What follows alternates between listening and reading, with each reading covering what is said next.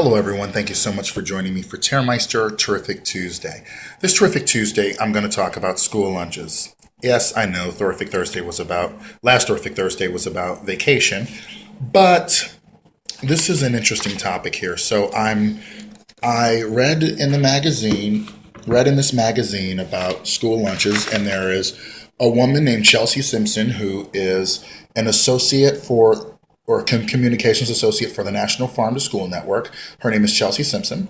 Linda O'Connor is a high school English teacher in Sharon Springs, Kansas, who wrote and co-produced the YouTube video We Are Hungry with her students. Now, Chelsea Simpson believes that should schools spend more on healthier locally grown food? Yes, she does.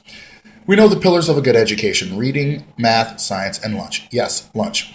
When is the last time you really had a productive day without eating a decent lunch?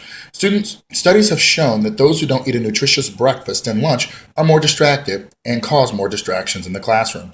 They simply aren't prepared to learn, and it isn't just about calories. Serving high-quality food is the first step to ensuring that the students actually eat what they're served instead of throwing it away.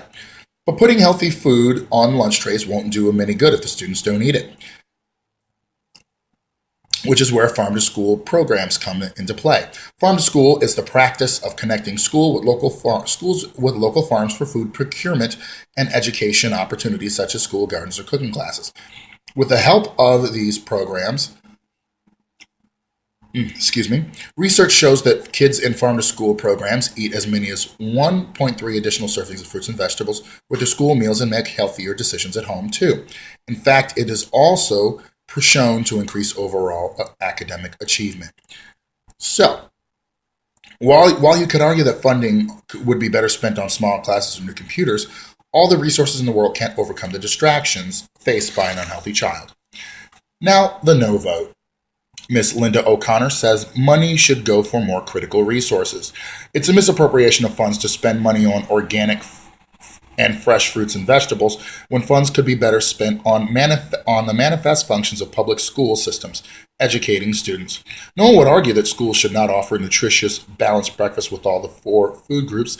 This has been done since the inception of the National School Lunch Program. So why the change? It's not school lunches that cause this epidemic. Also, candy bars, huge sugar-laden drinks, and chili cheese fries have never been the standard fare on the lunch tray. But it's the eating habits at home and the declining activity of students that causes that epidemic. Very small school districts have different nutritional needs than the larger ones. Well over half the students in my school compete in extracurricular sports, and most take strength and conditioning classes. Our district should not have to follow the same nutritional guidelines as school with students who are much less active. Common sense is needed not only for the reinvigoration of our education system, but for deciding how much money should be spent on school lunch. The better response would be to increase funding for physical education, including lessons in nutrition and wellness. The mindless forcing of food down the throats of children who have no understanding of its nutritional value doesn't advance civilization. Education does.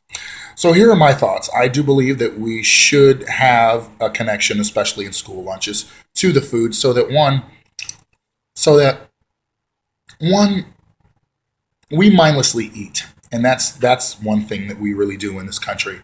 We mindlessly eat, and then we wonder, why we've gotten so big, or, why aren't we having the results that we have? It's one of the things that I've often found out is that I need to be mindful of what I'm eating and how much, and what my body is looking for and looking like as far as what I'm putting inside.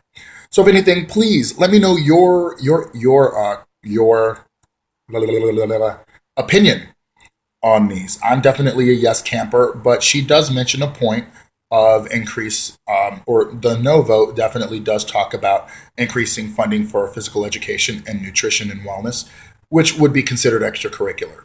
So thank you so much for joining me. See you later next Terrific Tuesday.